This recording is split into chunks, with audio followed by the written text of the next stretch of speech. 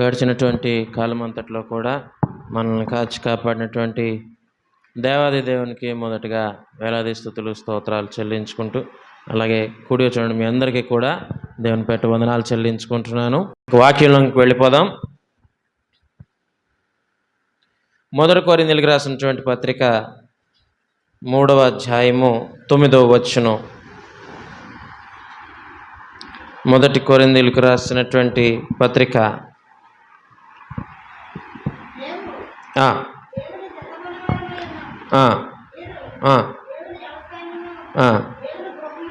దేవుని గృహమునై ఉన్నారు.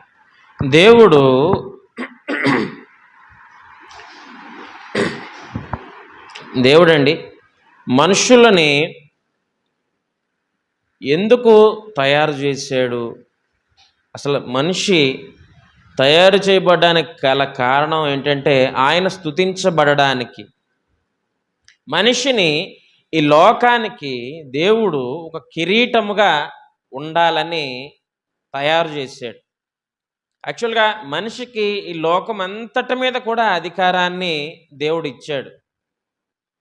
ఏమండి, మనిషికి దేవుడు ఈ లోకం అంతటి మీద అధికారాన్ని ఇచ్చాడు.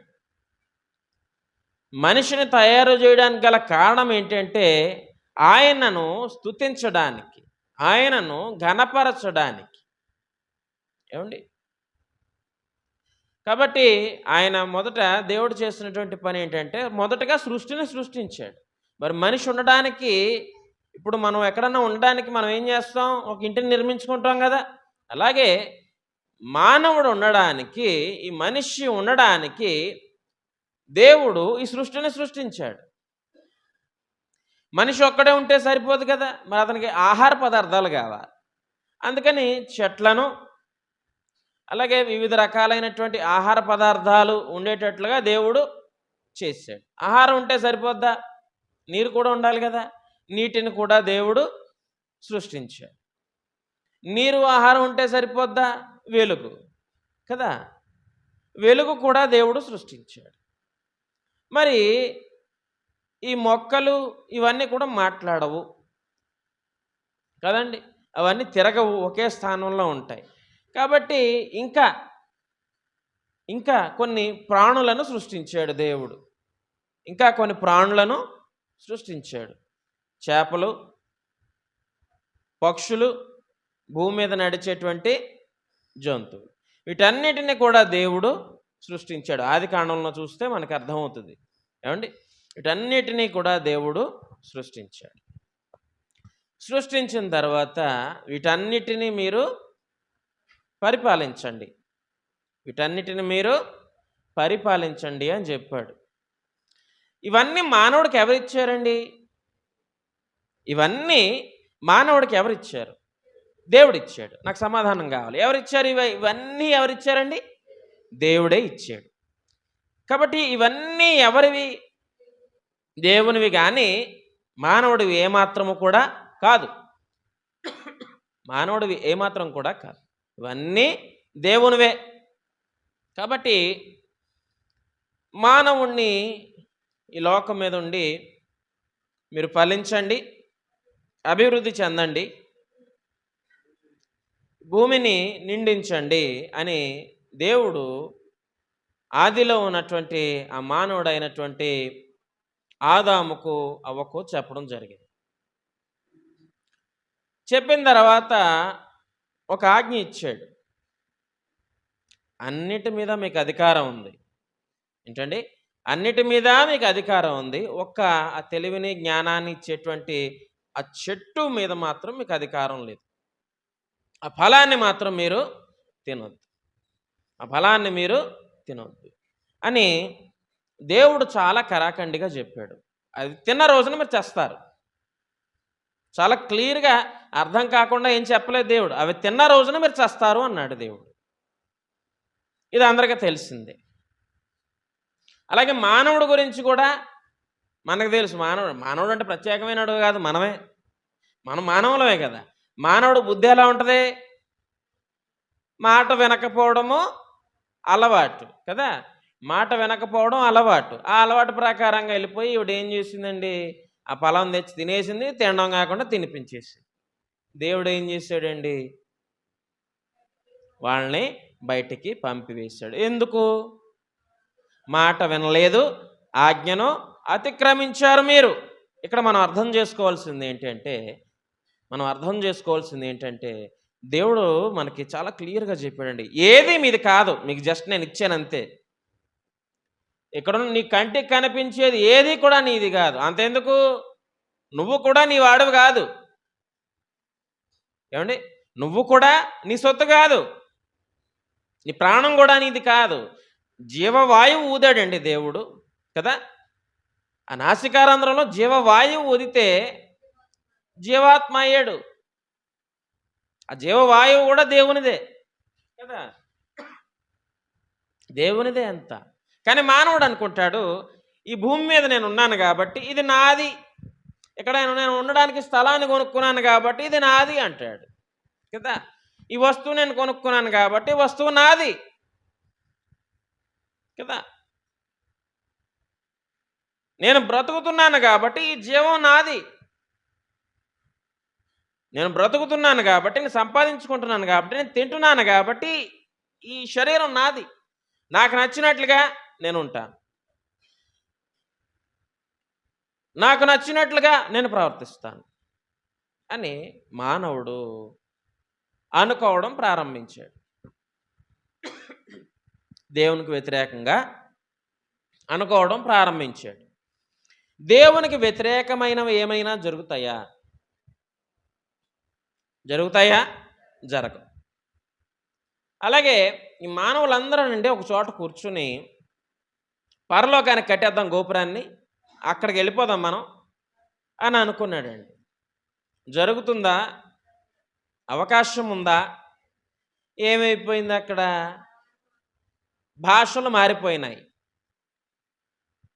ఒకడేమో అరే బాబా ఇటుకలాగే అంటాడు, ఇంకోటేమో గివ్ మీ దట్ బ్రిక్ అంటాడు, వీడికి అర్థం కాలే. ఇంకోటి హిందీలో మాట్లాడతాడు, చెప్పడానికి నాకు హిందీ రాదు కాబట్టి చెప్పట్లే, ఓకే, అది ఇలాగే అంటాడు. ఇంకోటి తమిళ్లో ఏదో అంటాడు, ఇంకోటి కన్నడలో ఏదో అంటాడు, ఇంకొకటి మలయాళంలో అంటాడు, ఇంకొకటి తుళులో మాట్లాడతాడు, ఒకడు ఉర్దూలో మాట్లాడతాడు, ఒకటి కొరియన్ లాంగ్వేజ్లో మాట్లాడతాడు, ఇంకొకటి జపనీస్ లాంగ్వేజ్. ఇలా రకరకాలుగా భాషలు మారిపోయేటప్పటికి కర్ర ఏంటంటే కర్రెచ్చి కొట్టేమని అర్థమేమని కర్రెచ్చి కొట్టేస్తాడు. అలాగా భాషలు మారిపోయినాయి, ఎవరికి పొంతం లేదు. ఎందుకు జరిగింది అక్కడ అంటే, దేవునికి వ్యతిరేకంగా ప్రవర్తించడానికి అక్కడ పనులు సాగుతూ ఉన్నప్పుడు దేవుడు దానిని జరగనివ్వలేదు. ఏమనుకుంటున్నాడు మానవుడు? నేను ఇక్కడ ఉన్నాను, నాకు కనబడుతున్న ఆకాశం అదంతా నాదే. ఏంటండి, గత కొన్ని సంవత్సరాలుగా ఒక మాట కూడా వినబడుతుంది. ఏంటంటే ఈ భూమి మీద ఎక్కడా కూడానండి స్థలం కొనుక్కోవడానికి చాలదన్నట్టు చంద్రుడి మీద కూడా వెళ్ళి స్థలాలు కొనుక్కుంటున్నారు. చంద్రుడు మరి వీళ్ళదే కదా, చంద్రుడు మనమే తయారు చేసాం చంద్రుడిని కదా. అందుకే చంద్రుడి మీద వెళ్ళి కొనుక్కుంటున్నారు ఎక్కడెక్కడ చాలన్నట్టు. అక్కడికి వెళ్ళిన తర్వాత నువ్వు పెట్టుకున్న మాస్క్ పగిలిపోతే ఎక్కడ ఏమవుతుంది? అందుకే మానవుడు ఇప్పుడు ఇలాంటి పిచ్చి పనులు చూసే ఒక శాస్త్రవేత్త మానవుడు కూతురి నుంచి వచ్చాడని చెప్పి మొదలెట్టాడు. చార్లెస్ డార్విన్, చదువుకున్న వాళ్ళకి అందరికీ అర్థం, జీవపరిణామ సిద్ధాంతం. ఆ సిద్ధాంతం కరెక్ట్ కాదనుకోండి, జీవపరిణామ సిద్ధాంతం. కోతు నుంచి మానవుడు వచ్చాడు అనుకోండి, మరి కోతులు అలాగే ఎందుకు కోతుల్లాగా ఉండిపోయినాయి కదా. సో అది జీవపరిణామ సిద్ధాంతం కరెక్ట్ కాదు. ఆయన చెప్పింది ఆ రోజుల్లో అది నమ్మారు, మేము చదువుకునే దాకా దాన్ని అలాగే బోధించారు. ఇప్పుడు దాని గురించి ఎవడో మాట్లాడట్లేదు. సరే వదిలేయండి, అదంతా వదిలేయండి. అంటే ఇలా పిచ్చి పనులు చేస్తాడు మానవుడు. ఎందుకు కొనేసాడు అక్కడ? ఇక్కడ చాలతం లేదా, ఇక్కడ నీకు సరిపోవట్లేదా, అక్కడికి వెళ్ళాలంటే అన్ని సూట్లు గీట్లు వేసుకుని వెళ్ళాలా, ఇక్కడ చక్కగా నువ్వు మామూలుగా ఎలాగున్నా పర్వాలే.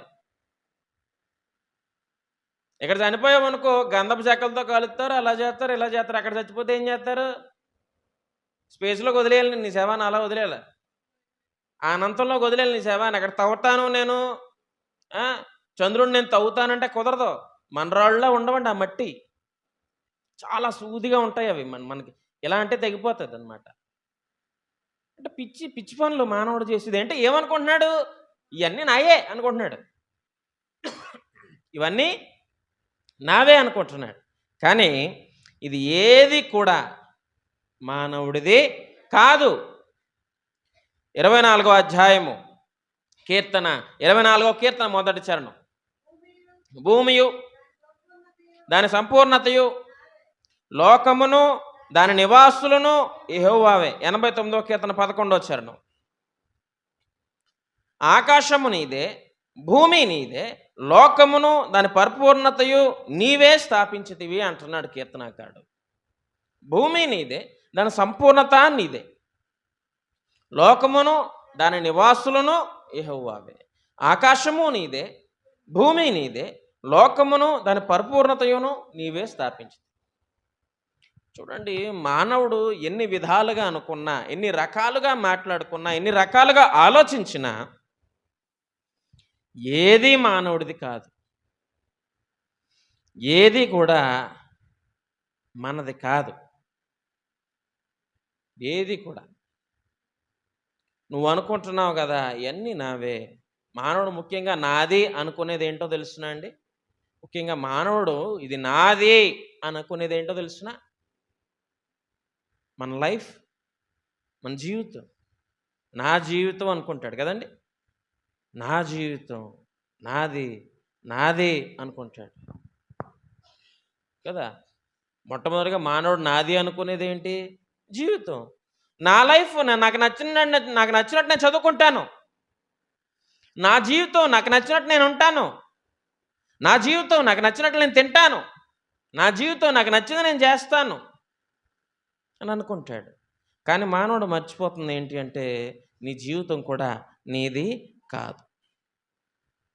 నీ జీవితం కూడా నీది కాదు. నీ జీవం నీది కాదు. నీ జీవము నీది ఏమాత్రమును కూడా కాదు. అపోస్తుల కార్యాలు 17వ అధ్యాయము 25వ వచనం. ఆయన అందరికిని జీవమును ఊపిరిని సమస్తమును దయచేయవాడు గనుక తనకు ఏదైనాను కొదవై ఉన్నట్లు మనుష్యుల చేతిలో సేవింపబడువాడు కాడు. ఆయన అందరికిని జీవమును ఊపిరిని సమస్తమును దయచేయవాడు. దేవుడు అందరికీ కూడా ఏమిచ్చాడండి? జీవాన్ని ఇచ్చాడు, ఊపిరినిచ్చాడు. ఇందాక మనం అనుకున్నాం కదా, జీవవాయువునిచ్చాడు. జీవవాయువు లేకపోతే మానవుడు శరీరము ఎలాంటిదండి? మట్టివే, బొమ్మే, మట్టి.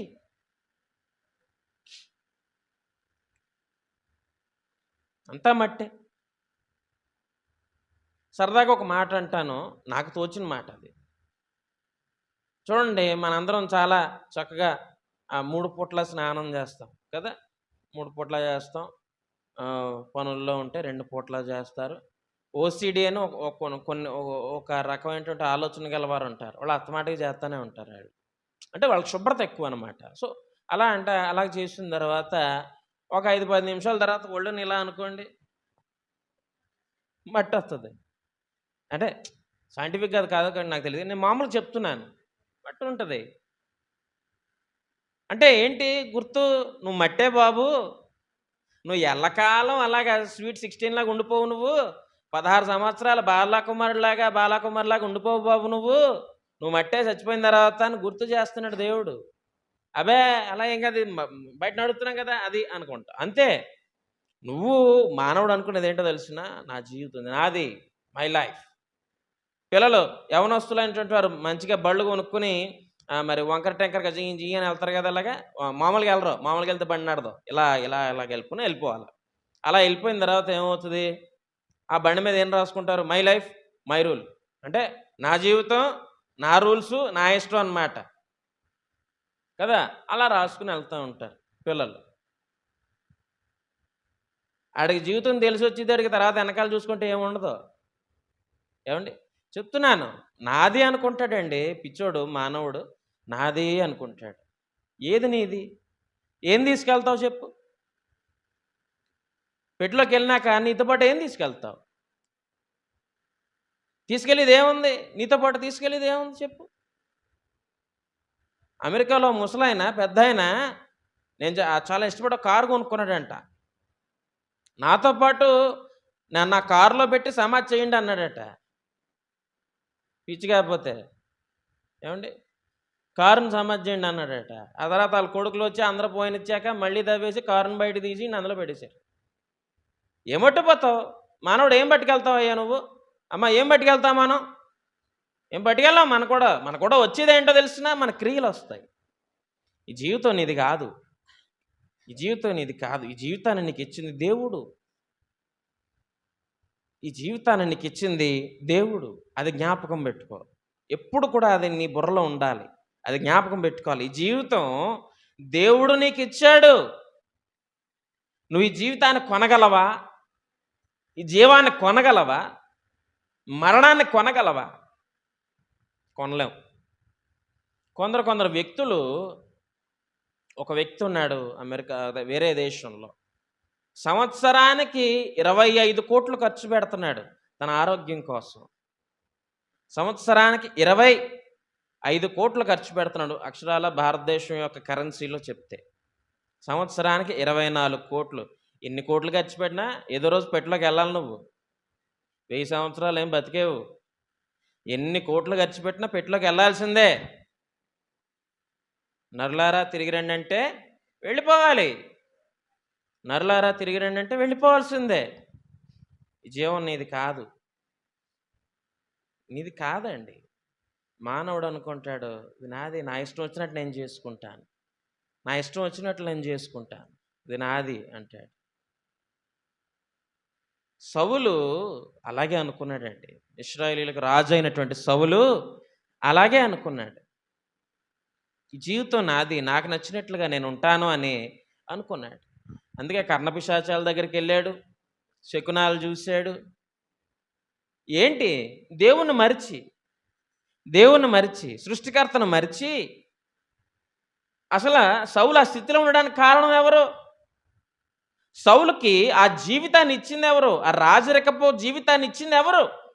దేవుడే. మరి అటువంటి దేవుణ్ణి మరిచి దేవుని కాలిగోటి కూడా సరిపోయినటువంటి కర్ణపిశాచాల దగ్గరికి, ఆ శకునాలను చూడడానికి వెళ్ళాడు. ఇది తప్పు అని దేవుడు వారించాడు. ఇది తప్పు, అలా వెళ్ళకూడదని దేవుడు చెప్పాడు. కానీ ఏమనుకున్నాడు? నా జీవితం నాకు నచ్చింది, నాకు నచ్చినట్లు నేను చేసుకుంటాను అనుకున్నాడు. అలాగే ఆ యుద్ధ సమయంలో కూడా ఆ శత్రువులు వస్తే వాళ్ళ చేతిలో నేను చావకూడదు. ఏంటండి వాళ్ళ చేతిలో నువ్వు చావకూడదు? నీ సమయం ఎప్పుడు ఉంటే అప్పుడు నువ్వు వెళ్ళిపోతావు, అది ఎలాగనేది అనవసరం. కానీ ఏం చేశాడు తెలిసి అక్కడ తప్పు? తన కత్తి మీద తాను పడి చనిపోయాడు. అంటే దేవుడు పిలవకుండానే తన ప్రాణాన్ని తాను తీసుకున్నాడు. అది దేవుని చిత్తము కాదు. నేను అదే అంటాను, ఒక జీవితము దేవుడిచ్చినప్పుడు మరలా జీవితాన్ని దేవుడే తీసుకోవాలి. నీ స్వయిచ్ఛతో తీసుకోకూడదు. అర్థమవుతుందండి? నీ స్వంత ఆలోచనలతో నీ జీవితాన్ని సమాప్తం చేసుకోకూడదు. అది దేవుని చిత్తము కాదు. అర్థమవుతుందండి? మానవుడు చేసేటువంటి చాలా తప్పుడు ఆలోచన. సౌలు చాలా తప్పు చేశాడు అక్కడ. అది పాపమే. నా ఇష్టం అనుకుంటున్నాడండి మానవుడు. ప్రతిదీ కూడా జీవితం గురించి నా ఇష్టం అనుకుంటున్నాడు. ఏనాడైనా ప్రభువా ఇది నీ చిత్తము అని అనుకున్నావా? ప్రభా నీ చిత్త ప్రకారంగా నన్ను నడిపించు ప్రభు అని ప్రార్థన చేసావా? నన్ను పట్టి నడిపించు ప్రభు అని ప్రార్థన చేసావా? ఎప్పుడైనా ప్రభా ఈ జీవితం నీది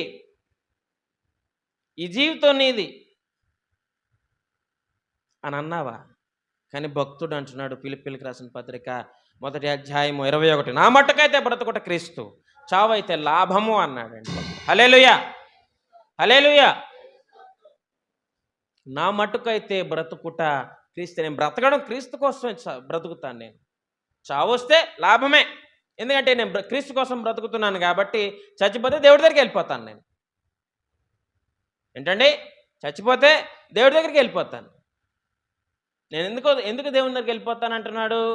నేను బ్రతుకుతున్నదే క్రీస్తు కోసం. నేను బ్రతుకుతున్నదే క్రీస్తు పని చేయడానికి. కాబట్టి నేను చనిపోతే దేవుని దగ్గరికి వెళ్ళిపోతాను. అందుకే చావైతే నాకు లాభం అన్నాడు. ఎవరు చెప్తారండి ఇలాగా? బ్రతకాలని భయంకరమైన ఆశతో ఉంటాడు మానవుడు. తలపోటు వస్తే హాస్పిటల్కి వెళ్ళిపోవాలి, పను నొప్పి వస్తే హాస్పిటల్కి వెళ్ళిపోవాలి, చెవిపోటు వస్తే హాస్పిటల్కి వెళ్ళిపోవాలి, కడుపు నొప్పి వస్తే హాస్పిటల్కి వెళ్ళిపోవాలి. తెర చూస్తే కడుపు నొప్పి ఎందుకు వచ్చింది బాబు నువ్వు ఎక్కువ తినేసావు, నీకు అరగలేదు, అందుకే కడుపు నొప్పి వచ్చింది అంటాడు. అక్కడికి వెళ్ళినాక ఒక ఆయన మాకు బాగా తెలుసును, హాస్పిటల్కి వెళ్ళాను బాబు, చాలా టెస్టులు అవన్నీ చేయించాడు. ఎంత అయిందంటే టెస్టులు అంటే 10,000 అయిపోయింది బాబు. మరి ఏమన్నారని అంకుల్ అంటే గ్యాస్ట్రిక్ వచ్చింది అన్నారు బాబు. ఎంత వదిలిపోయింది అక్కడ? ఎంత వదిలిపోయింది? 10,000 వదిలిపోయింది. చూసుకోవాలి ముందు, ఎందుకు కడుపు నొప్పి వస్తుంది, ఏంటి, ఏం చేశాను నేను ముందు రోజు, ఏం తిన్నాను నేను, నా జీవితం నా ఇష్టం అని చెప్పి ఇక్కడ దాకా తినేయకూడదు ఏమండి ఎప్పుడూని. ఏమండి ఎప్పుడు కూడా ఆహారాన్ని మితంగా తీసుకుంటేనే అది ఆరోగ్యం. ఆహారాన్ని మితంగా తీసుకుంటేనే అది ఆరోగ్యం. అమితంగా తీసుకుంటే అనారోగ్యం. అమితంగా తీసుకుంటే అది అనారోగ్యం. అదే చెప్తున్నాను. ఏమంటాడు మానవుడు? నా ఇష్టం, నేను తింటాను అంటాడు. తిను, వద్దనే వాడు అన్నాడు, నువ్వే అనారోగ్యం పాలవుతావు. అదే కదా. ఇంకేమంటాడు మానవుడు? నా ఇష్టం, నా కంటికి నచ్చింది నేను చేస్తాను అంటాడు. అంతే కదా. నా ఇష్టం, నేను కంటికి నచ్చింది చేస్తాను, నాకు తాగాలనిపించింది తాగుతాను, డ్రింక్ తాగుతాను. బాబు డ్రింక్ తాగకూడదు నాయన, దానిలో కొన్ని కెమికల్స్ ఉంటాయి. లేదు నేను డ్రింకే తాగుతాను. తాగు, లోపల పడైపోతాయి, పళ్ళు ఊడిపోతాయి. తాగు, వద్దని ఎవరన్నారు? మీకు అంతగా కావాలంటే థమ్స్అప్ డ్రింక్ తెచ్చుకోండి. ఎవరిదైనా చిన్నపిల్లల పళ్ళు ఊడిపోతాయి కదా, ఆ పళ్ళు అందులో ఇష్టం ఒక వారం రోజులు కరిగిపోతాయి, ఇంక మళ్ళీ కనబడదు అందులో పన్ను. థమ్స్అప్ అలాంటివి, థమ్స్అప్, స్ప్రైటు, ఫాంటా, ఇవన్నీ వేసి చూడండి ఒకసారి మామూలుగా. అంత ఎందుకండి, ఇంట్లో మనం వాష్రూమ్స్ క్లీన్ చేయడానికి ఏం వాడతాం? హార్పిక్ అని, అయ్యని, ఈ పిక్ ఆ పిక్ వాడతాం కదా. ఒకసారి థమ్స్అప్ వేసి చూడండి, ఒకసారి ప్రయోగం చేసి చూడండి. నేను చేశాను కాబట్టి చెప్తున్నాను. ఒకసారి చేసి చూడండి, తెల్లగా వచ్చేస్తాయి. ఎందుకు అంత భయంకరమైన కెమికల్స్ ఉంటాయి. ఇదంతా ఎందుకు చెప్తున్నాను నేనంటే, మానవుడు నాకు నచ్చి నేను తాగుతాను. బాబు తాకరా బాబు అంటే నేను అదే తాగుతాను అంటాడు. బాబు మద్యపానం తాకరా, నేను అదే తాగుతాను అంటాడు. తాగితే నీకేమొస్తుంది? ధైర్యం వస్తుంది అంటాడు.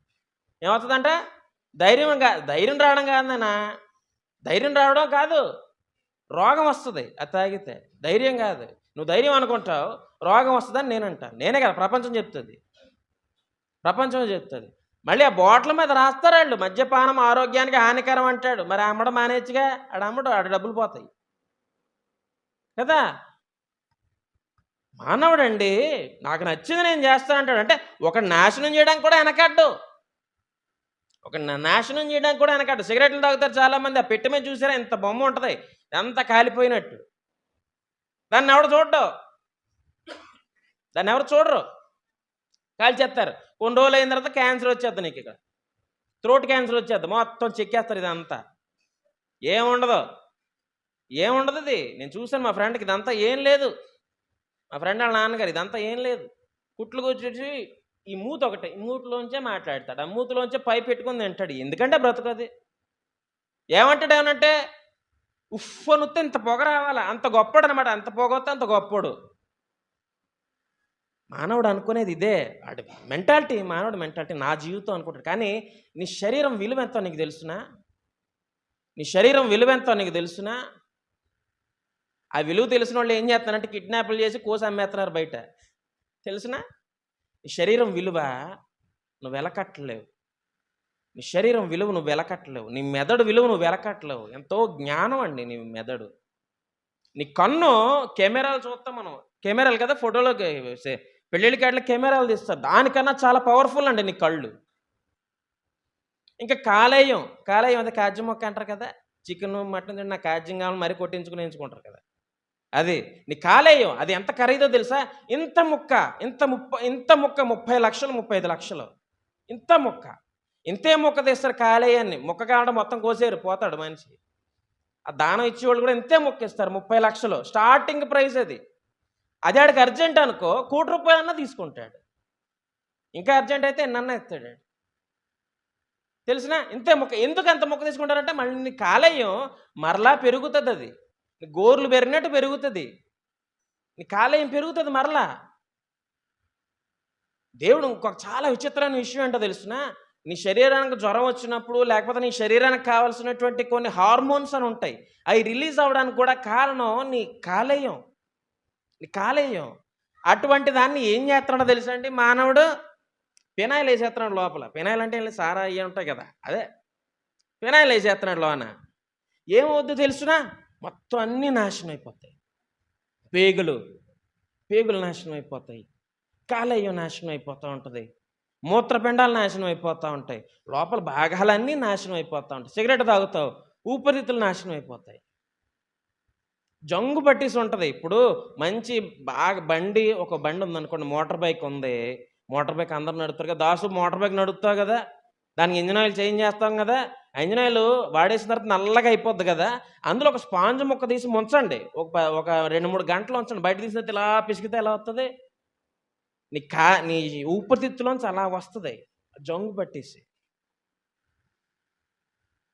మానవుడు అనుకుంటున్నాడు నా శరీరం నా ఇష్టం నా జీవితం అనుకుంటున్నాడు. నీది కాదయ్యా, అది నీది కాదు. తయారు చేయి, నీకు దమ్ముంటే మళ్ళీ మానవుని తయారు చేయి, క్లోనింగ్ చేయి. నిన్ను క్లోనింగ్ చేయడానికి కొన్ని 100 కోట్లు ఖర్చు అవుతుంది. ఒక మానవుడిని మళ్ళీ ఇంకో మానవుడిగా తయారు చేయడానికి కొన్ని 100 కోట్లు ఖర్చు అవుద్ది. నా ఇష్టం అనుకుంటున్నావు నువ్వు, మరలా తయారు చేయి చూద్దాం, యథాస్థానానికి మరలా తీసుకురా చూద్దాం. నీ వల్ల కాదు. దేవుడు నీకు ఉచితంగా ఇచ్చాడండి. 1 కొరింథీయులకు రాసినటువంటి పత్రిక 6వ అధ్యాయము 19-20 వచనాలు. మీ దేహము దేవుని వల్ల మీకు అనుగ్రహించబడి మీలోనున్న పరిశుద్ధాత్మకు ఆలయమై ఉన్నదని మీరు ఎరుగరా? మీరు మీ సొత్తు కారు, విలువ పెట్టి కొనబడిన వారు గనుక మీ దేహముతో దేవుని మహిమపరచుడి. హల్లెలూయా, హల్లెలూయా. మీ దేహము దేవుని వలన మీకు అనుగ్రహించబడి మీలోనున్న పరిశుద్ధాత్మకు ఆలయమై ఉన్నదని మీరు ఎరుగరా?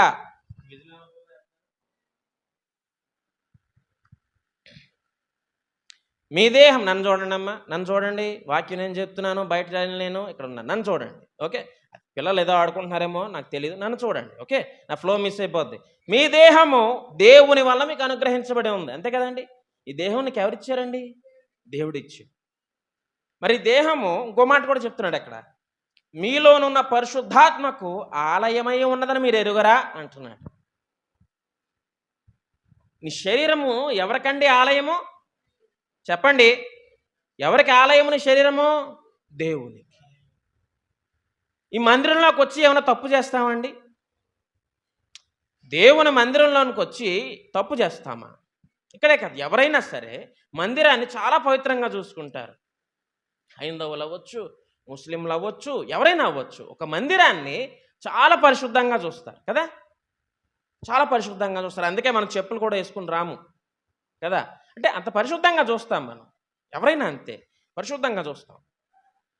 అలాగా ఒక మందిరంలోనికి పరిశుద్ధమైనది ఈ మందిరము అని అనిపించినప్పుడు దానిలోనికి వచ్చి ఎవరో పాపము చేయరు. మరి ఇక్కడ 1 కొరింథీయులకు రాసినటువంటి పత్రికలో ఏం చెప్తున్నాడండి? మీలోనున్న పరిశుద్ధాత్మకు ఆలయమై ఉన్నదని మీరు ఎరుగరా? ఏంటది? నీ దేహము. నీ దేహము నీలో ఉన్నటువంటి పరిశుద్ధాత్మకు ఆలయమై ఉంది. అంటే దేవుని యొక్క ఆలయం అండి నీ శరీరము. మరి నీ శరీరంతో ఎలా పాపం చేస్తున్నావు?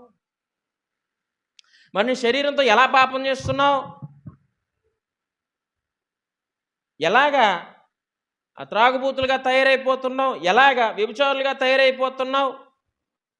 అంతే కదండి. చెయ్యొచ్చు అలాగా. మందిరంలో ఏమన్నా తప్పు చేస్తాం అలాగా?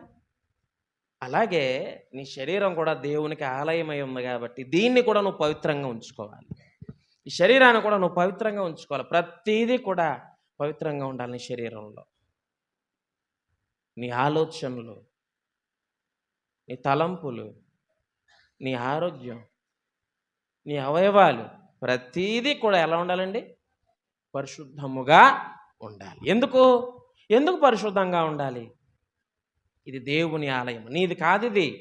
ఇది నీది కాదు. మీ దేహము దేవుని వలన మీకు అనుగ్రహించబడింది. ఈ దేహము దేవుని వలన నీకు అనుగ్రహించబడింది కానీ ఈ దేహము నీది కాదు. ఈ దేహము నీది ఏమాత్రమును కూడా కాదు. దేవుడిచ్చాడండి నీకు ఇది. దేవుడిచ్చాడండి. కాబట్టి ఎలా ఉండాలి? దేవుడిచ్చిందంటే ఎలా ఉండాలి? చాలా జాగ్రత్తగా చూసుకోవాలి. కానీ మానవుడు అంటాడు, ఇది నాది. ఏమంటాడండి? ఇది నాది, నాకు నచ్చినట్లు నేను చేస్తాను, నాకు నచ్చినట్లు నేను బ్రతుకుతానంటే అని నీ శరీరాన్ని, నీ జీవితాన్ని పాడు చేసుకుంటున్నాడు మానవుడు. అది ఎంతవరకు